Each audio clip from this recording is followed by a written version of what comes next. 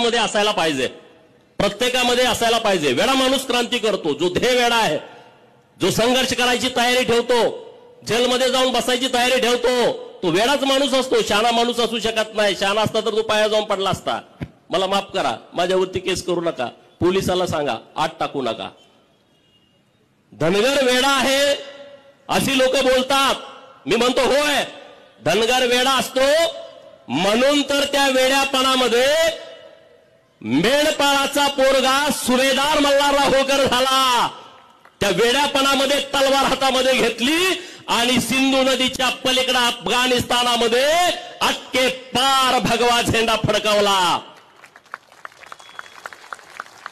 वेड्यापणामध्येच यशवंतराव होळकर इंग्रजांच्या विरोधामध्ये लढले।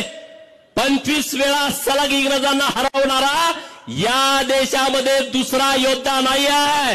आणि छत्रपती शिवाजी महाराजांच्या नंतर राजे उमाजी नाईक आणि त्यांच्यानंतर महाराजा यशवंतराव होळकर यांनी स्वतःचा राज्याभिषेक केला आणि चक्रवर्ती महाराजा झाले। हे वेडेपणातच होतं, हे शहाण्या माणसाचं काम नाही आहे।